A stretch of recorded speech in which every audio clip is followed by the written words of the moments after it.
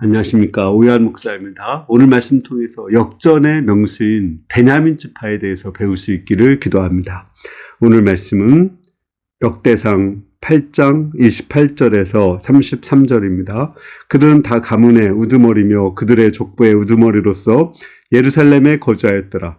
기브온의 조상 여이엘은 기브온에 거주하였으니 그 아내의 이름은 마아가며 장자는 압도니요 다음은 술과 기스와 바알과 나답과 그들과 아이오와 세겔이며 미글롯은 시므아를 낳았으며 그들은 친족들과 더불어 마주하고 예루살렘에 거주하였더라. 넬은 기스를 낳았고 기스는 사울을 낳고 사울은 요나단과 말기수아와 아미나답과 에스바를 낳았으며.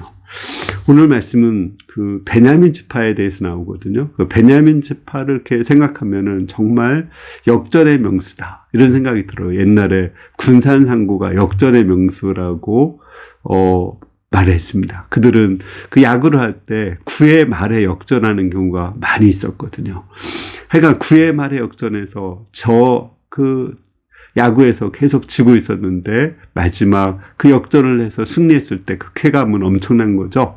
마찬가지로 이 베냐민 지파도 마지막에 정말 아름답게 역전해서 하나님께 영광을 돌리는 그런 지파입니다. 그 베냐민 지파에 대해서 맨 처음 나오는 것이 야곱이 12아들을 축복하고 예언할 때 나오거든요. 그 베냐민 지파에 대해서 물어뜯는 일이라고 해요. 되게 호전적이죠. 이것이 가장 잘 나타나는 것이 사사기에서 나타납니다.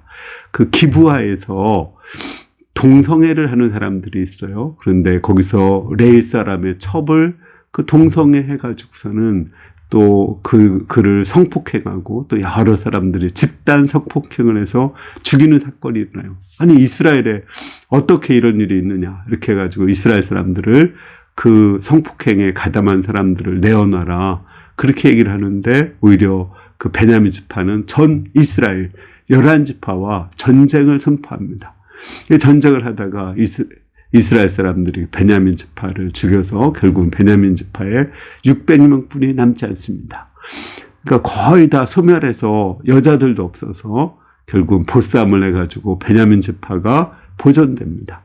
근데 또 한 번이 베냐민 지파가 다시 회복되는 것은 그 베냐민 지파에서 사울왕이 나와요. 가장 작고 겸손한 그런 사울왕을 왕으로 세워요.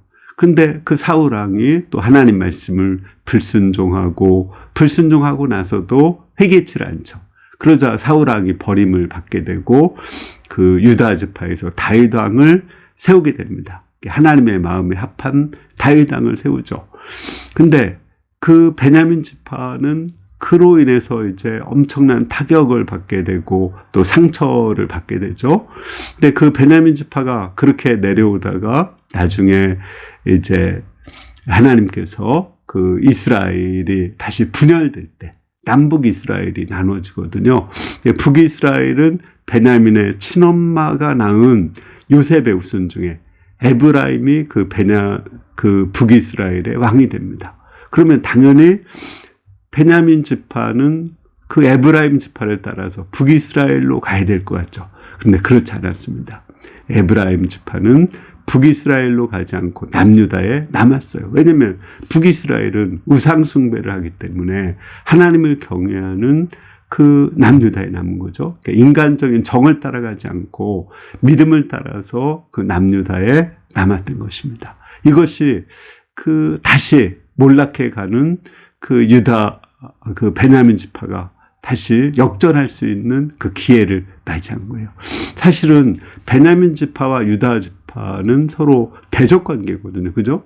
왜냐하면 베냐민 지파에서 사울왕이 버림받고 유다 지파에서 다윗 왕이 세움받았기 때문에 서로 경쟁 관계고 또 대적 관계가 될 수밖에 없어요. 인간적으로 생각하면은. 그러나 그들은 마치 다윗과 요나단이 서로 사랑했듯이 베냐민 지파는 하나님 편에 서고 유다 지파에 붙은 거예요.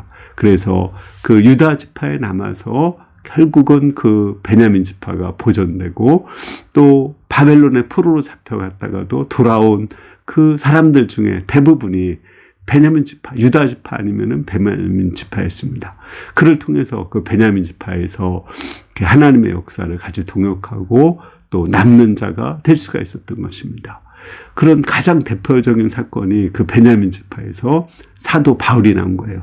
유다 지파에서는 예수님이 나왔다면 베냐민 지파에서는 사도 바울이 나와서 그 사도 바울은 예수님이 이루신 그 복음을 체계화하고 또 그 복음을 세계화하는 그 놀라운 일을 한 거죠.